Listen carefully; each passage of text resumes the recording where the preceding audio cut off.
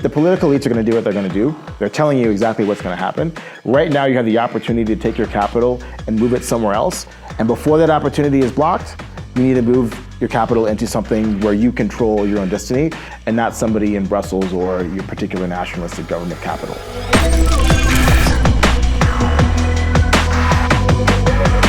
Right, Arthur, thanks so much for taking the time to speak with us. It's great to meet you. Thanks for having me. Absolutely. So I'm just going to get right into it. You had a talk yesterday titled I'm Coming Home, where you basically highlighted that the EU is fucked, long story short. So if you could maybe give us a brief overview of what that talk was about. What are the main challenges currently facing EU's economy, and what are the solutions you see for them? So I titled the presentation I'm Coming Home, and it's reference to capital. So capital that has been deployed abroad is going to be coming home. And that could be in Europe, it could be America, it could be Japan, it could be China, right? All over the world. The globalization effort where your capital could go where it was best treated. Obviously right now that's the American financial markets. The national governments all need that capital back home because they're all in debt and they need to fund their bond purchases. And so I use the EU as sort of a foil to discuss this because they're probably one of the most fucked economic blocks out there around. The first chart I showed in my presentation was a chart that Mario Draghi put up in the European Competitiveness Report from last, I think, September. And it showed the price of electricity per kilowatt hour in Europe, the EU, versus China and the US. And the EU pays something like 2 to 3 times more money per kilowatt hour for electricity, for energy, than China and the US. And so when energy costs you 2 to 3 times more than your competitors, of course your products are 2 to 3 times more expensive and your industry is less competitive. And that's why we're seeing, the European economic malaise, especially in Germany, where large manufacturers who produce iconic global brands cannot compete with China because China has cheap electricity, a great workforce, and produces the highest quality, lowest price goods in the world. And it's because they focused on generating energy in the cheapest way possible. The United States is blessed with lots of natural resources. And because of that, energy costs within the United States are quite affordable as well for their industry. And as such, Europe's caught in the middle where they basically cannot compete with the US or China. And then the next thing I pointed out was essentially the mind virus that is within the European political elite, which is they are allies of America, and America actively sabotages them by essentially cutting off their sources of cheap energy, aka Russia, and then forcing them to buy expensive US energy, aka LNG. And you're seeing this play out. There's rumors that the Biden administration greenlit the destruction of the Nord Stream pipeline that helps supply cheap Russian gas to Germany. And so essentially, and Trump has been very vocal that he wants Europe to buy even more US energy. And so caught between this rock and a hard place, Europe has chosen, okay, we're going to be allies with America and buy their expensive energy, but we still want to have a very expensive welfare state. Europeans want the benefits of being European, I get it, and how you can't really mesh the two. So what do, they have to borrow money. And so I went through some ways in which I believe that capital will be restricted from investing in America. European capital will be made and mandated to invest in European companies, in European government bonds. And what do you see as a solution here? There's a number of challenges and problems that you've pointed out. What are the solutions that you would offer? What are some realistic ways EU can get out of this situation? I approach it from the point of view of the ordinary citizen, right? And the democratic process has been subverted. Their will is not being represented. Most people just want a nice life, cheap energy, have a good life, good job, raise a family, all that kind of stuff, right? They're not really involved in all this political mumbo jumbo. But the politicians have hijacked their opinion and their vote and sort of gone on this other direction. I don't think they're going to be able to change that, the ordinary individual. However, if you are saving capital, there is a way that you can see this coming in front of you. The elites are telling you exactly how they're going to restrict your ability to earn the most amount on your savings. And you can buy things like Bitcoin. You can participate in the cryptocurrency ecosystem, decentralized finance, and all these sorts of things. You can participate in a global financial economy that sits apart from the nationalistic economy that you're going to be forced into if you hold fiat currency in a bank or insurance company or pension fund. And so that's the message that I'm trying to get out there is, okay, the political elites are going to do what they're going to do. They're telling you exactly what's going to happen. Right now you have the opportunity to take your capital and move it somewhere else. And before that opportunity is blocked, you need to move your capital into something where you control your own destiny and not somebody in Brussels or your particular nationalistic government capital.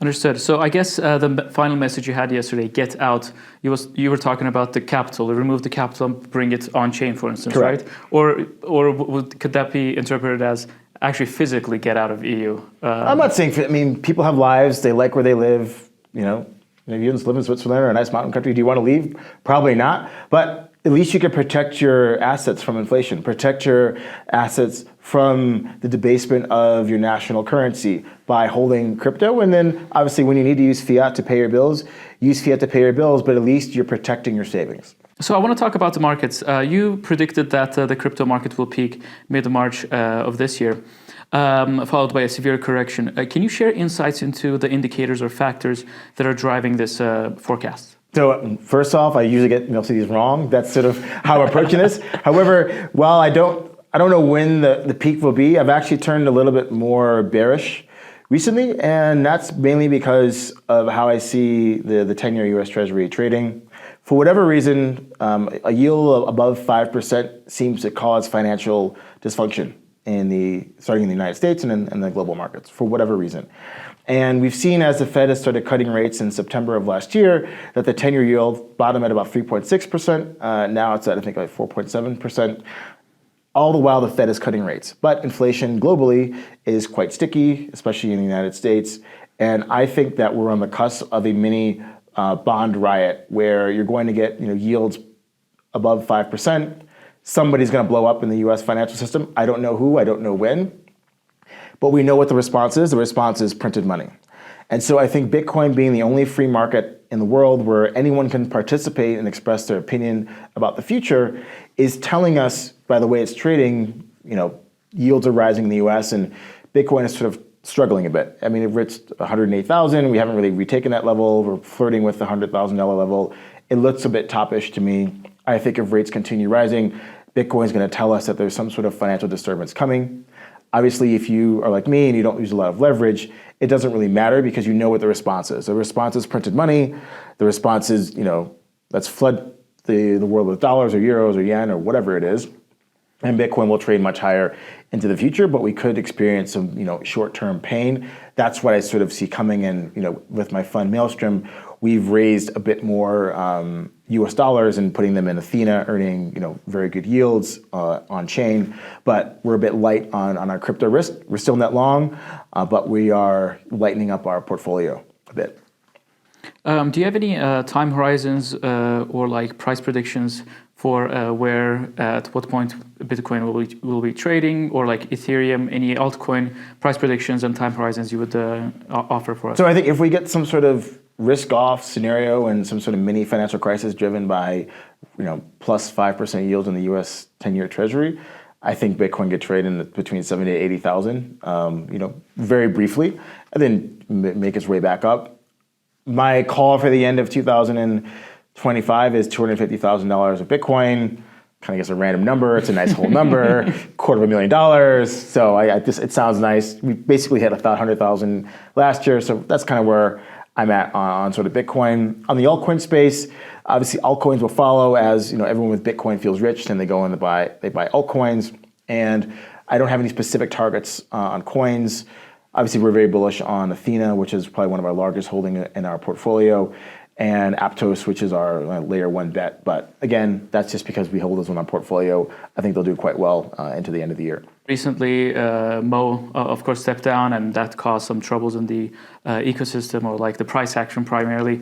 You think that they will overcome these over this period, and what do you think will drive the next sort of surge? Obviously, we're advisors to Aptos, and I just had a conversation with Avery, the new CEO, last night, and I told him, you guys are doing really impressive things, but at the end of the day, you need to make individual users rich. Right? There's a reason why Ripple and Cardano, chains that do nothing, have done nothing. I have such a loyal following. It's because they made early investors very, very rich because they were able to get in at a good price. Now, obviously, if you're a VC-backed coin who wants sort of high FTV and the billions of dollars, it's much harder. And so that's the sort of challenge that I've tasked Aptos with. I think they're going to come up with some interesting things. Aptos Launchpad, possibly thinking about how the unlock schedule is for their token, and figuring out how do we make the ordinary retail person believe in Aptos because they're making money and they've gotten in at a good price because of the activity they've done on chain. So I want to move into US politics real quick. You also suggested that during Donald Trump's presidency, high expectations for pro-crypto policies might lead to market disappointment and potential sell-offs. Can you elaborate on why this might occur?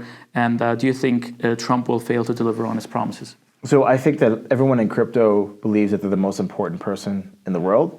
They believe because they gave $1,000 or $100,000 or $1 million to a political action committee or this or that politician that they're the most important thing.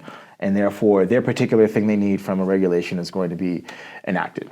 And I think that has led this Trump's going to do a strategic Bitcoin reserve. He's going to liberate DeFi. He's going to do this. He's going to do that. And at the end of the day, Trump has a limited amount of political capital. And a lot of people have issues that they want him to solve. Crypto is obviously one of them. And so I think whatever crypto bill, if there one even materializes that comes out, is going to be a disappointment because it's going to be a series of compromises. And depending on when he decides he wants to push this legislation, it could be a good or bad time. Because if you look at his majority in the House, the Republican Party, they have a 1-seat majority in the House and a 3-seat majority in the Senate. It's razor thin. A few politicians in his own party could derail any sort of bill. And so I think because of the dynamics of what's going to happen in this sort of political landscape, people need to adjust their expectations down to, okay, maybe he says something positive. Maybe whatever bill comes out is actually not that great for the industry. It might be a step forward in that it's clear, but the rules might not be beneficial to you particularly just because you gave a little bit of money to the Trump campaign. So that's the sort of message I'm trying to get out there is, we got from $0 to $3 trillion in global market cap in crypto with no government support, no government regulatory clarity. Don't hang your hat on it now because it's up to mercurial politicians who have different agendas than you as a crypto holder. So I want to quickly move over to some emerging trends in the crypto industry. What potential do you see in the convergence of decentralized finance and scientific research? So obviously we wrote a little paper, one of our analysts, about sort of DeSci, decentralized science. And so I think at the end of the day, what blockchain technology has been able to do is democratize how you form capital. And we did this with ICOs. We've done this with sort of these bootstrapped networks like Ethereum and other things. And so now we can bring it to scientific discoveries, right? A lot of science is locked in universities or government grant programs, which has its own types of politics that you have to play to get this money, the things that you're allowed to research and the things that you're not allowed to research. And so let's bring it to the market. What do we, the people globally, want to see advanced in terms of our knowledge of the universe, our knowledge of the human body, the types of products that are put forward? And that's where blockchain is uniquely suited to allow anyone with enough money to crowdfund and say, I want this looked at. Not necessarily going to mean it's going to be successful, but at least we're funding the things that we, the community, want funded versus what some guy in academia or a bureaucrat wants funded. Makes sense. How do you see the convergence of AI and crypto evolving going forward? AI are going to be their own silicon persons, whatever you want to call that, and they're going to have to interact on chain. I think that Bitcoin and blockchains are the native thing for a computer intelligence to interact with, and that is what they're going to do. And we're starting to see this with meme coins. Obviously, that's the most interesting thing right now, and it's cool, but they'll do financial services. They'll maybe create their own sort of bureaucracies themselves. We don't know. But the substrate is there. It's technological money for a technological intelligence. I like to end these types of interviews asking the speaker to give one piece of alpha for our audience. What if you were to give one advice, one alpha? What would that be? The judicious use of leverage. Obviously, I've made a lot of money. I'm providing highly leveraged trading products to the world. But at the end of the day, I think that times are very volatile. We've seen Bitcoin, go from $0 to however many trillions of dollars in market cap, but it's been, quite a bumpy ride. If you believe in this thesis of printed money, then at least make it so that you survive. capital preservation is more important than capital appreciation. Unless you're a full-time trader where all you do is stare at a computer screen, I would say don't use that much leverage. Understood. So any final words you'd like to share with our audience before we wrap it up? Buy the dip. Awesome.